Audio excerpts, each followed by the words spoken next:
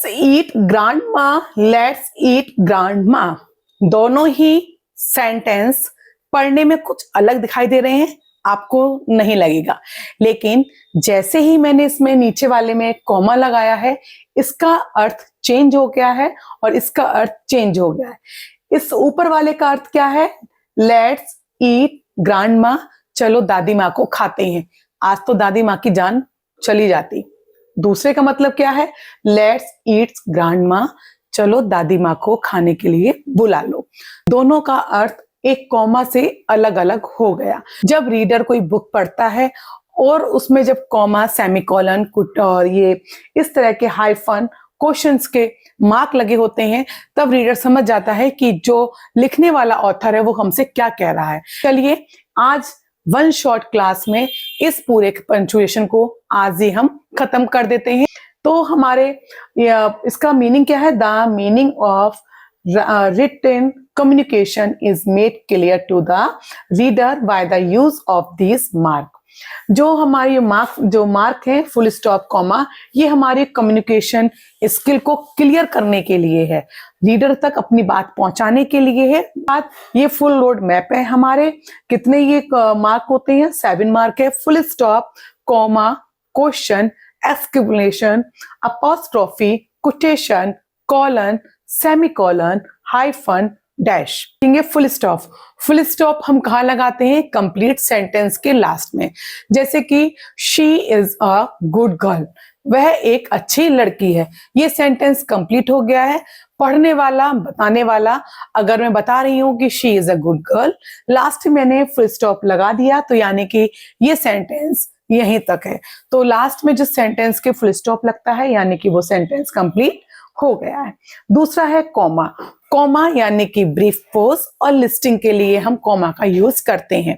जैसे कि जब आप स्पीच देते हो तो बीच बीच में स्पीकर जो होता है वो हल्का सा पॉज लेता है, ताकि लोगों तक उसकी बात अच्छे से पहुंच जाए और वो क्या कहना चाहता है, जिसको वो बताना चाहता है, ताकि वो लोग सुन सके। तो इस तरह से हल्का सा पॉज लेते हैं, तो वहां पर हम कॉमा का यूज करते हैं। जब लिस्टिंग करते हैं तो वहां पर भी हम कॉमा का यूज करते हैं। जैसे कि बनाना है, एप्पल्स है, मैंगो है, हमने बहुत सारे फ्रूट्स के नाम लिखे हुए हैं, तो वहां पर हम कॉमा कॉमा कॉमा लगाते हुए हम सारी लिस्टिंग के साथ कर सकते हैं। उसके बाद तीसरा है क्वेश्चन और एक्सक्लेमेशन। क्वेश्चन आप जानते हो, जब हम किसी से क्वेश्चन पूछते हैं तो पीछे हम इसका क्वेश्चन मार्क लगाते हैं। इसी तरह से टैग क्वेश्चन भी होते हैं। टैग क्वेश्चन आपके एग्जाम में आता है, तो उसमें ही पीछे हम क्वेश्चन मार्क लगाते हैं। एक्सक्लेमेशन में हम इस तरह का साइन लगाते हैं। तो ये एक्सप्रेशन, क्वेश्चन क्या होता है? एक्सप्रेशन और इमोशंस के लिए, आस्किंग क्वेश्चंस के लिए। ठीक, एक्सप्रेशन बताने के लिए कि कौन से एक्सप्रेशंस होते हैं हमारे, तो वहां पर हम क्वेश्चन मार्क का यूज करते हैं। Asking question, where are you going, यहाँ पर हमने क्वेश्चन मार्क लगा दिया है, वो हमसे प्रश्न पूछ रहा है। वहीं पर जॉय, एंग्री और सरप्राइज आने पर, जब हम कोई चीज को भौचक हो जाते हैं, अचानक से होते हैं और सरप्राइजिंग होते हैं, बहुत दुख में होता है, ग्रीफ को, उसको हमें जैसे कि उसको हम बताना चाहते हैं, तो वहां पर हम इस तरह का एक्सक्लेमेटरी का साइन लगाते हैं। अब उसके बाद है अपोस्ट्रोफी ऑफ कोटेशन। अपोस्ट्रोफी यानी कि ऑनरशिप को बताने के लिए और डायलॉग्स को बताने के लिए हम कोटेशन तक लगाते हैं। पोजीशन, जैसे कि this is a Rahul car, ये राहुल की कार है, तो वहां पर राहुल की कार को बताने के लिए हमें वहां पर अपोस्ट्रोफी का यूज करना होगा। कॉन्ट्रैक्शन के लिए, यानी कि हम जैसे कि इट इज को अगर हम छोटे उसमें लिखे तो इट्स लिखते हैं, इस तरीके का। इट इसको अगर हमने इट्स लिख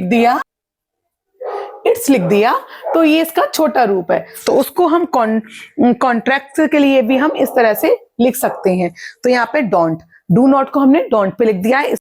एग्जैक्ट वर्ड, जब हम कोटेशंस लिखते हैं, किसी स्पीकर या पोइट की हम बात को एडजेक्टिव्स लिखते हैं, कोटेशन के रूप में अपनी हम राइटिंग में यूज करते हैं, उसकी बातों में हम छेड़छाड़ नहीं करते हैं, तब इस तरह का हम कॉलन का यूज करते हैं। इनवाइटेड, कॉमा का यूज करते हैं और इसके अंदर हमारी जो एग्जैक्ट वर्ड होते हैं वो लिखे जाते हैं। जैसे शी सेड, उसने बोला या वह बोली, आई विल कम टुमारो, कि मैं कल आऊंगी। तो ये क्या है, उसके एग्जिट वर्ड है, किसी के द्वारा बोले हुए एग्जिट वर्ड जिसमें कोई भी छेड़छाड़ नहीं होती है।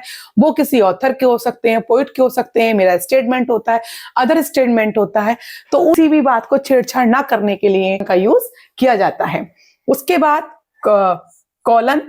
कॉलन क्या होता है, लिस्टिंग एंड एप्लीकेशन, जहां पर हम लिस्टिंग करते हैं, एप्लीकेशन करते हैं।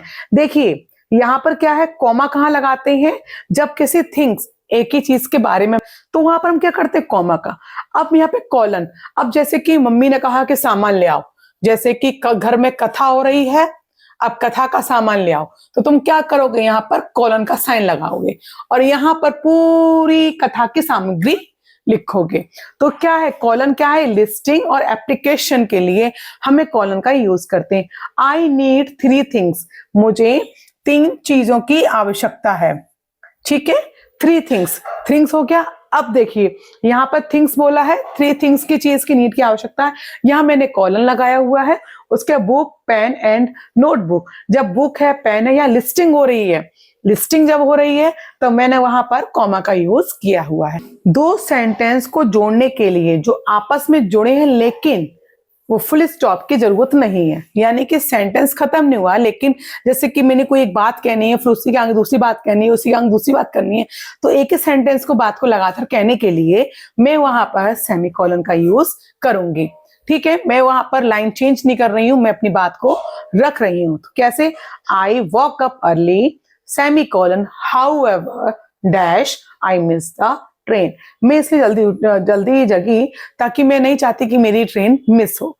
तो ये यहाँ पर, यानी कि यहां से मैंने दूसरा सेंटेंस स्टार्ट कर दिया। ठीक, हाइफन एंड डैश, हाइफन छोटे शब्दों के लिए, वेल डन, वेल नोन, और किसी बात पर जोर देने के लिए और अपने विचार को बदलने के लिए मैं वहां पर डैश का यूज करते हैं। She had 1 gold dash to wine.